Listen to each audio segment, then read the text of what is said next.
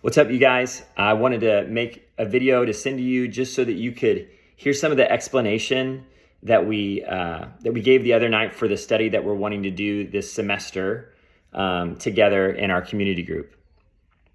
And since you guys weren't able to be there, you weren't able to hear it. And so I just wanted to give you that opportunity through video. So thanks for watching. I wish we could talk back and forth, but that's not how videos on YouTube work. But if you have any questions, please feel free to reach out to me or to Lauren or to Matt and Evan, because as Lauren and I were praying about what do we want to do this next semester after doing Practicing the Way last semester and talking about discipleship and walking with Jesus, as we started to pray, Lauren came across this podcast with Jackie Hill Perry and Preston Perry, just talking about this thing that they're going to be a part of called Raising Kids with Christian Sexuality. I think really it's actually underneath Christian sexuality, and they have a bunch of different courses you can take, but then this one in particular that they're a part of is Raising Kids. And it's really an unbelievable study. There's 8 videos, really 10 with 8 episodes, and then it makes 10 with an intro and a conclusion. And they're about 20 minutes long, and you have people talking about how do you disciple your kids in a world that's really confused? And how do you not just do that from a lens of, hey, this is good and this is bad, but how do you do it in a lens that the gospel informs the way that we raise our kids and the way that we engage the world around us that's filled with darkness? So rather than seeing maybe someone who is transgender or a lesbian couple walking by and us being like, hey, don't look at that, I don't know, whatever, it's actually how do we view them in a way that they're image bearers and that they need the gospel? And so, and then how do we just have these conversations with our kids? Because if you go to the mall, to Build-A-Bear, or one of my favorites, Annie Ann's, to grab a pretzel before you go see a movie at AMC, the Parks Mall, you're going to get to see a lot of things. Or you just go to Target. I mean, literally go anywhere. You're going to come across people who are confused and are not walking with Jesus and are walking in the cravings of their flesh. And so we need to know how to have these conversations because it's so important. We are the lead disciple makers for our children and pointing them to truth and in pointing them to life.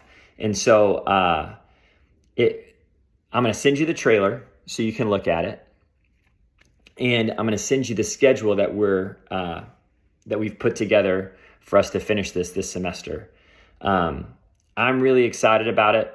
I think the greatest thing that I've learned over the last, 4 years of being a pastor like a campus pastor, is that in my life, not just it includes being a pastor, but in my life as a business owner, in my life as a husband, in my life as a dad, in my life as a friend, I really only have 2 choices in life, and that is to be intentional or to be passive.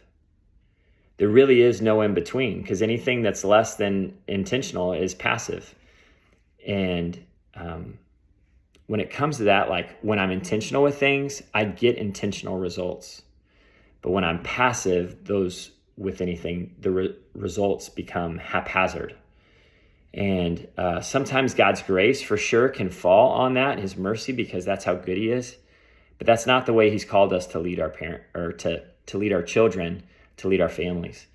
And so that's what this is this being intentional about how do we have these conversations with our kids and how do we disciple them with a biblical worldview that points them to not just say, again, like this is bad and this is good, but like, man, this is how we live in light of the gospel in everything that we do and how we engage people who live differently from us in light of the gospel, that they're image bearers, God cares for them. And just like He died for me, He died for them. So pretty cool. Some of the things that I think, you just have to be comfortable with is, like if a child might hear the word sex, it's a great word when used in the confines of marriage. But those are the things that, now, most of that may go over their heads completely, but also it may spark conversation, which I think is okay. I think that's kind of the point. is for us to know how to have these conversations in a way that's age appropriate.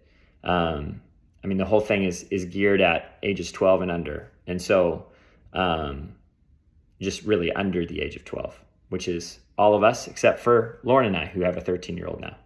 So pray for us. But I love you guys, and I'm grateful for you. If you have any questions, please feel free to reach out. I'm going to send you the trailer for this study. I'm going to send you a screenshot of the episode guide so that you can see what it looks like. And then I'm going to send you the schedule that we've put together. So you're going to have a lot of information coming your way, but it's just to get you informed of what we talked about. And we missed you, but are excited to get started on this together on the 16th. If you have any questions, comments, concerns, reach out to us directly. You can call me or call Lauren. All right. See you guys. Bye.